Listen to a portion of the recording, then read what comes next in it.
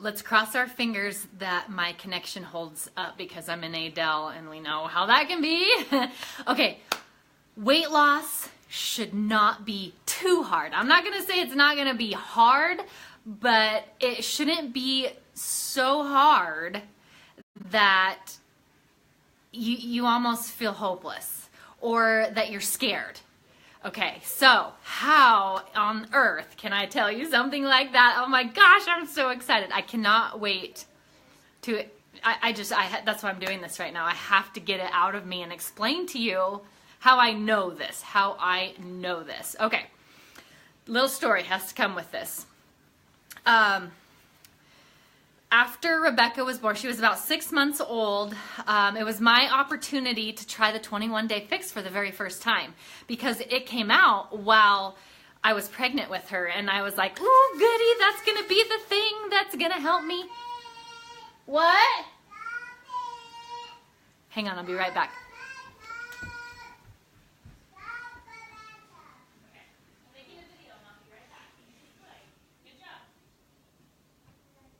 Yeah. Okay, sorry about that. So yeah, that was gonna be the thing. I was so excited because I was seeing while I was pregnant, I was seeing all these great results of, just people left and right, losing weight and getting in shape because of the system that they had. You got your 7 30-minute workouts, and then paired with that eating plan with the color-coded containers, it was like revolutionary, And even though I wasn't doing the program, I was still offering it and watching my people having just amazing results. So I could not wait to start this program. So I started it on January 1st of 2015. So Rebecca was about 6 months old, and I was ready to do, get the pre-baby body back and rock it. So I was 100% committed for my first round, and I had phenomenal results. After 3 weeks, I lost a pant size and like 3 pounds. So I was like, okay, that's interesting. I didn't lose very much weight, but I mean, the inches just woo. I was happy with my results, and but I have to, this is something I've never shared before. The problem was I was scared. I was scared that it wasn't something that I'd be able to sustain or continue to get progress with without trying harder, without making it harder. And so a little fear got planted there that yes, I was gonna, I still needed some weight to lose, and I just needed to get more organized with my containers and better at planning my meals and things like that. And so I just needed to try harder. This was gonna be the system that was gonna make it work for me, and I needed to try harder.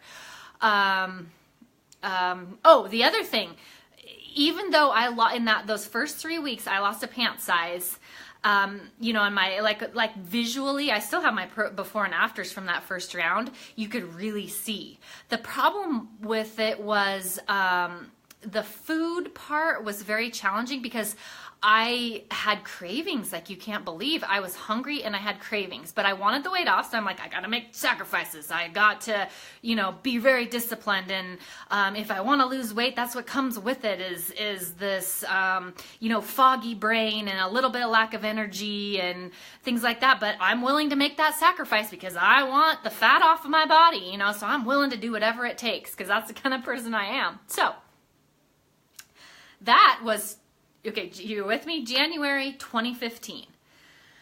I have tried to keep making that work since January of 2015 until December of 2017. So what are we looking at there? Almost 3 years? Yeah, almost 3 years. That right there should be a clue. If you're trying really hard at something for over 2 years, almost 3 years, and it's not working, hello, something's not going right. Because the message I kept telling myself, Andrea, Other people are doing it. You can do it too. You just need to try harder. You need to get better disciplined. You need to plan better. You need to meal prep better. Anybody been there? Am I the only one that's had this issue?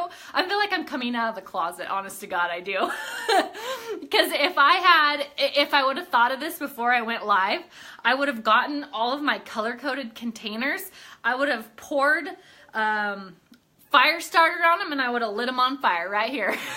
Now, I'm not okay, so I have a very distinct point that I want to make with you today, and it's not that I think the containers are bad. I mean, I think it's a revolutionary concept and idea, and I think that's why I tried so long to make it work for me, is because I figured, there can't be something wrong with that system. There has to be something wrong with me if I can't make it work. And I gotta do more personal development. I gotta listen to more podcasts. I gotta read more books, and I gotta fix me, because that system is amazing. Why can't I get it to work for me? This is how I felt. So, then I'm trying to think of the order of events and how I want to make sure that I do this right here to kind of to paint the scene, because I don't want you to think, if you're somebody watching and listening and you're like, I love the containers, they give me so much a sense of control, and I like being able to use them and map out everything, because I'm good at meal planning, and I'm good, that is the structure of my life. There's a lot of people like that, and like I said, I don't think it's a bad thing at all. What I'm being very, very upfront with is it did not work for me, and it was not due to lack of effort. So, end of year, December 2017, so 3 months ago, as somebody who does what I do, you always want to end the year and be able to show people who you're working to inspire that you've made progress.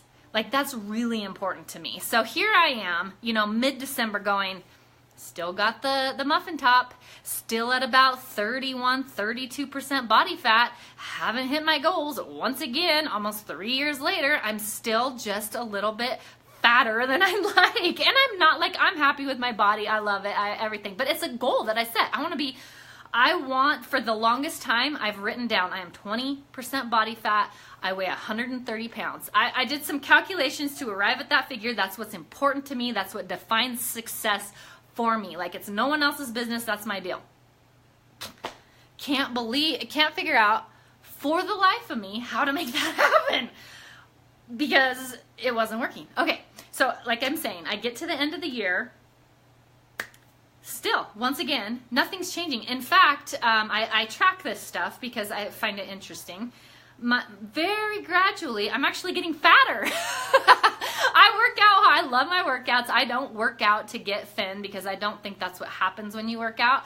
I was getting all the health benefits from working out. Like, I wouldn't care. I would never, go, oh, I'm getting fat, I'm going to stop working out. No, I love my work. I didn't care, that part of it. It was total nutrition, total diet. I knew I was failing in that avenue, and I was getting fatter. Like, my body fat percentage was going up.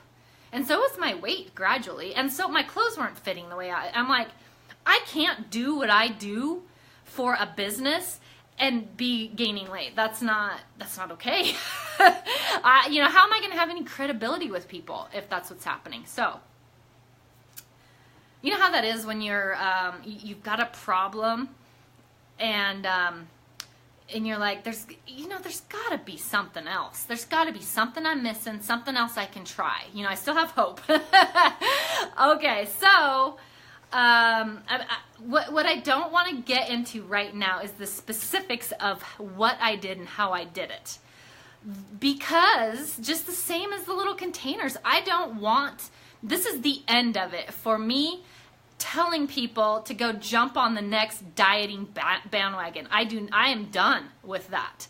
What I think needs to happen is we need to become our own number one experiment on ourselves, okay? Because what works for one person is never going to work for the next person perfectly. So I cannot concoct a meal plan and go, okay, absolutely, this is what I ate. This is what I did. It's going to work for you. It might or it might not. The only way you're going to know is when you do your due diligence and you start studying on yourself and start learning what happens. So what I can tell you, which I know for a fact, is that we all process the food that we put in our bodies differently. That's why we can't just give somebody a system like the Portion Fix and go, okay, there you go, it's balanced eating, you got your carbs, your macros, or your carbs, your fats, your proteins, it's all balanced, just like, you know, the USDA recommends for weight loss, it's all there. You know, calories in, calories out, you just eat a little less than you burn, you're gonna lose weight. That is a myth, people. Like, that's a myth. That's not true. And the reason why it's not true is because of your hormones. I can't even, oh my gosh. Don't worry, I'm not going to like go into a big thing now, but it's coming. It is calories in versus calories out is a myth. It is a lie. And I've got proof. I will come back and tell you, but that's what I want you to know first off. Stop trying to eat less and exercise more. It does not work. I was trying to do that and I was getting fatter. Nothing would work. Okay. That's my biggest myth. Okay. So that's what I want you to know. You need to become your own best, you know, experiment on yourself. And I'm going to come back and I'm just rambling right now because I got to get this out because I got on the scale today and I'm 10 pounds lighter than I was before Christmas when I had that realization. Remember when I'm like, you know, it shouldn't take me that long to just shed 10 pounds. It really shouldn't. And it didn't, you know, okay, some people might say, oh, you know, 10 pounds in 3 months, that's an eternity. Yeah, well, I've been trying to lose the same 10 pounds for 3 years and it just, my thing went up. The thing about losing this 10 pounds, it was, I'm not going to say easy, but it wasn't hard. I did not have to try to diet or be deprived or have, yeah, I'm going to lose you. You guys are going to be like, what is your point? Yeah, Shannon, oh good, I'm glad the yoga is helping. Yeah, diet fads. And that's the thing, even if it's a system, an eating system, you know, like that's the best thing Beachbody did was like do the best they could to come up with a system to help people eat this way for the rest of their lives. And I like that. But what I believe more than, you know, following the diet fads or anything is just the philosophy that what works for one person is not going to work for everybody. That's like, and I know it leaves you going, well, what do I do then? And so that's going to be my mission for the So, you know, I'm going to put together some guidelines. I think that's what people need. We need guidelines so that we can go test this stuff on ourselves to find out what works for us. Yes, that is it. That is it. That is what needs to happen. Forgive me for brainstorming while I'm live on Facebook. Sorry. That's what needs to happen. You need guidelines. You need your support system. I'll never say you don't need that. You don't want to try to do this by yourself. You need someone to help you. You need guidelines so you can figure, just like Shannon, you know, she I hope you don't mind me saying this, but she asked me if I thought she should do 80-day obsession because she got Beachbody On Demand. She's ready to go. She's like, you know, help me pick out a workout. And she's like, I think I'm going to, you know, start with a little obsessed. I think that's what she said. And I know Shannon, and I know she works her ass off every day. You know, she's working with, you know, 9-10 head of horses a day. That is physically exhausting in itself. And if I was like, yeah, do 80-day obsession, that's what we're all doing, that's what's getting me my results, rah, it would not work for her because she's already too physically active. It would be a conflict. Her workouts would be competing with her life, and I don't want that for her. I want her workouts to complement her life. And the thing about it is she was also having some back issues, injuries, you know. So what I know is that the 3-week yoga retreat or anything in the yoga studio is going to add so much more life to her day when she's out there working so hard with her horses. That's what's going to help her. It's not ADD obsession, in my opinion. You know, still, that's the same thing. She can hear my opinion, and that's what I'm going to call it. And I'm going to say, here's why. I know what that lifestyle is like, to ride that many horses every single day and then try to work out on top of it. Dude, you need something that's going to take care of your body, not beat it down some more. Oh yeah, I went and rode 10 head of horses. Now let me go pound on my body some more while I do a workout. You're going to quit. It's going to be too hard. But you need something where you come in from riding and you're like, oh, I cannot wait to go do my yoga. It's going to feel so good. That is how you set up a fitness program based on your goals. I digressed. I'm sorry, but that's another important, very important message that I think you need to hear. Okay. Back to what I was saying about, thank you. Good, because I did go for it. I was going to be like, well, if you hate what I say, I can always just delete this, but I'm glad that was not a problem. Yeah, so then that's what I think needs to happen, rather than everybody stop using the containers and all these things. What I think needs to happen is you need a set of guidelines where you can go, okay, what foods need to go into my body to help me achieve my goals? Not everybody wants to lose fat. That might not be your goal. You need to eat according to your goals.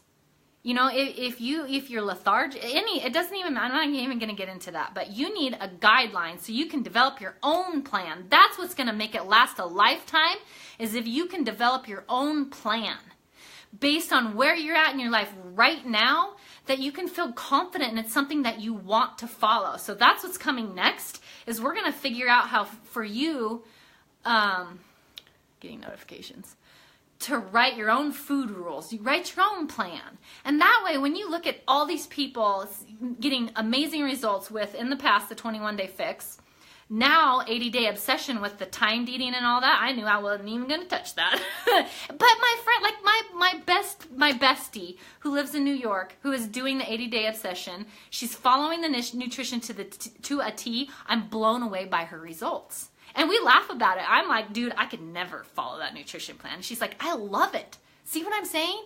It's not the same for everybody.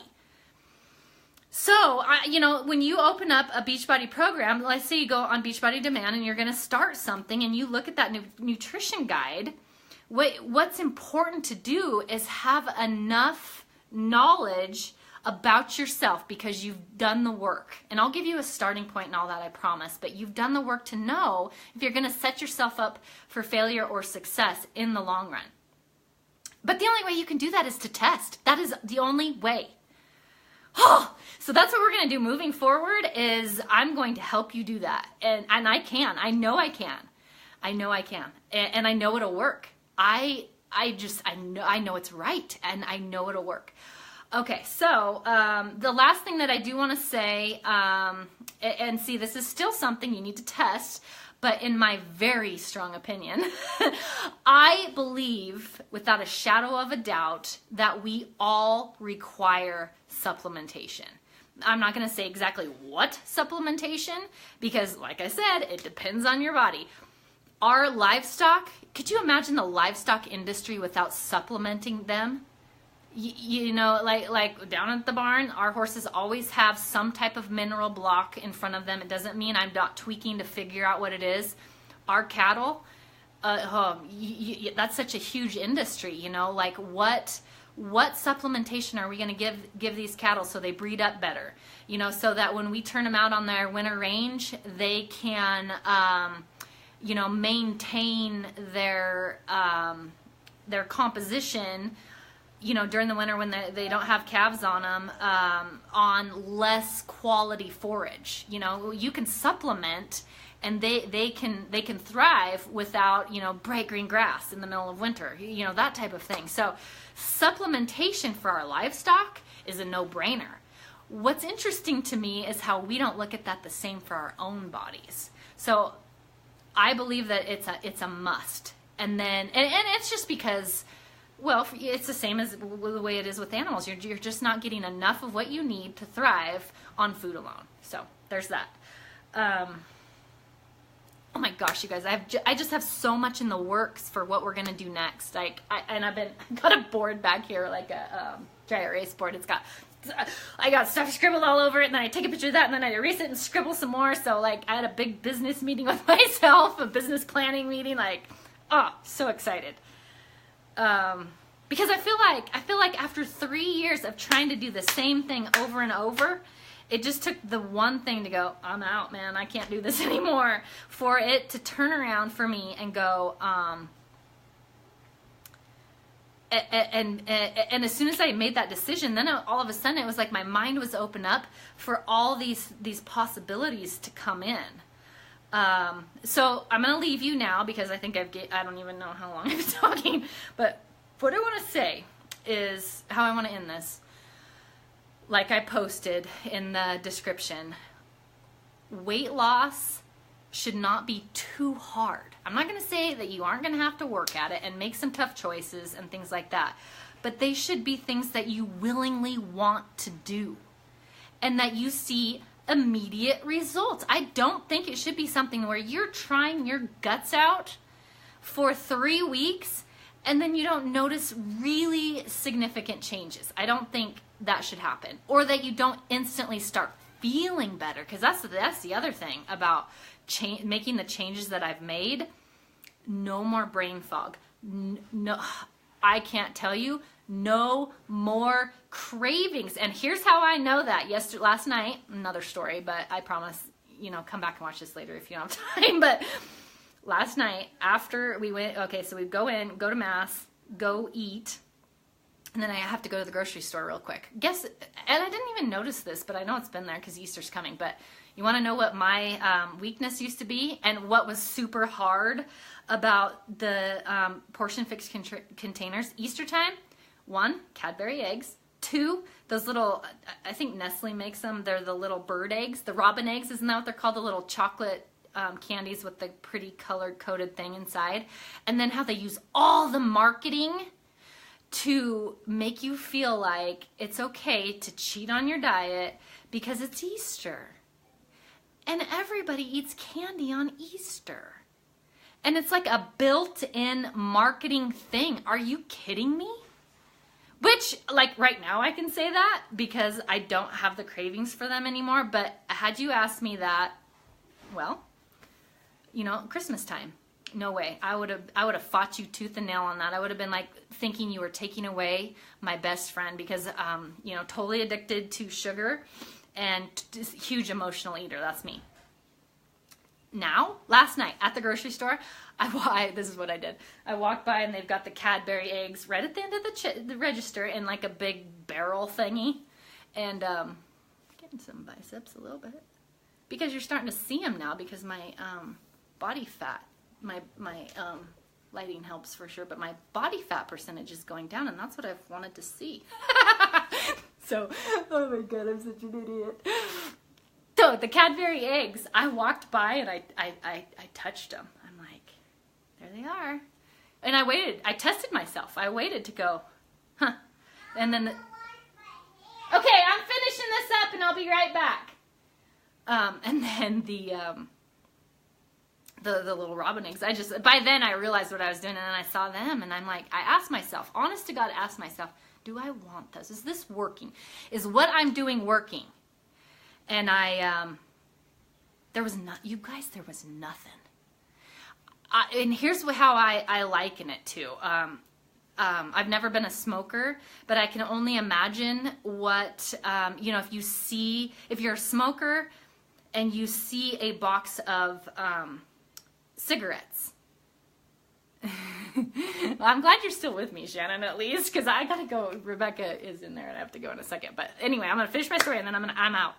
Because cravings has been I feel like that's what has messed me up the whole time is my number one, my cravings, which this is another topic. Shakeology did not get rid of my craving. I need to come clean on that too. I still love it. I drink Shakeology every day, but not for my cravings. I drink it for other reasons, which that's another thing.